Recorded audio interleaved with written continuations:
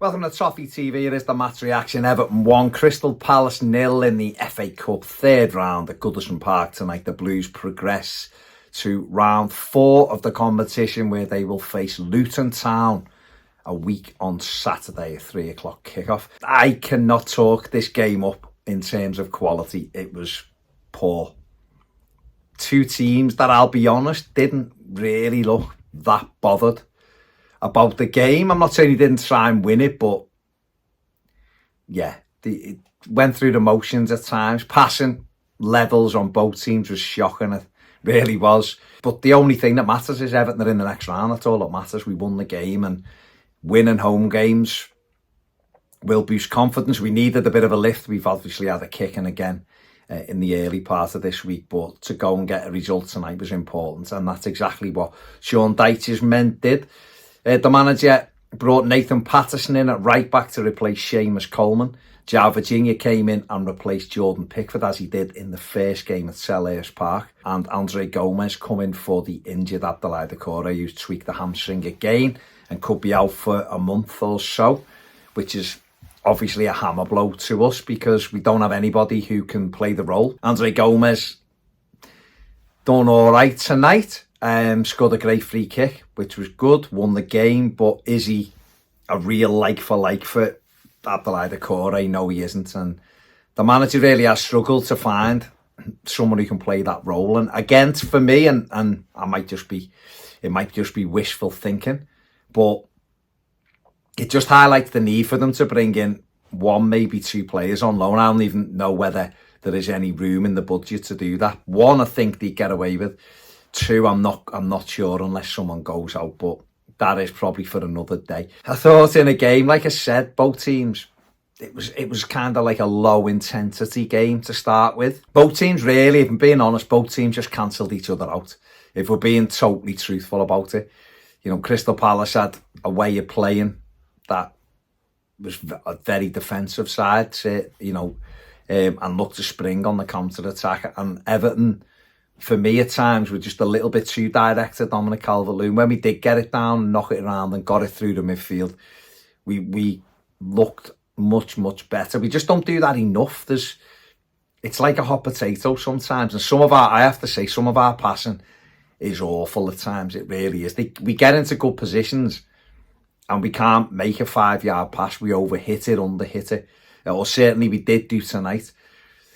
And what we really needed tonight was our wingers to be firing. And I think Jack Harrison was comfortably the better of the two. I think Dwight McNeil had a really poor game tonight.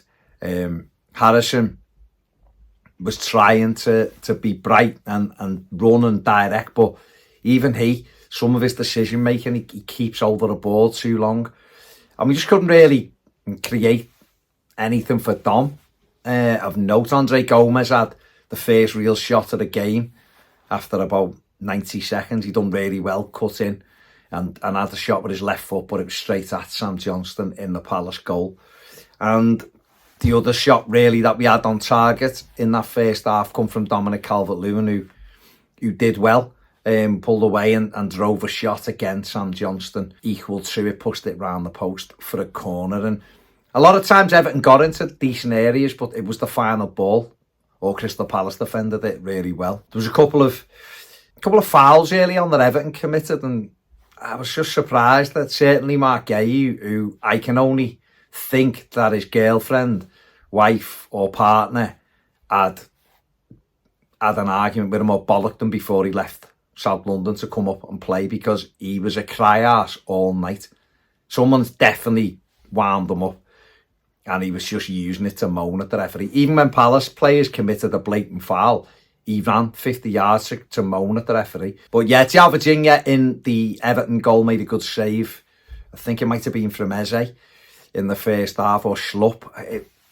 Coming in at the back post, he tipped it over the bar. Whenever we really should have dealt with it a bit better, but made a good save there. And like I say, Palace they couldn't get Eze into the game enough from their perspective, but when he got it, he was the one that looked like he could do something. He had another good run, but it's a shot straight at João Virginia.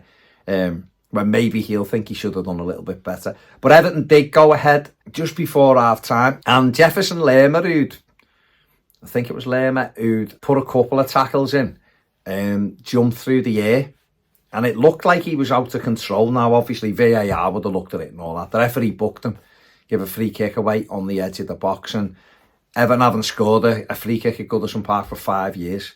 But Andre Gomes didn't let that deter him.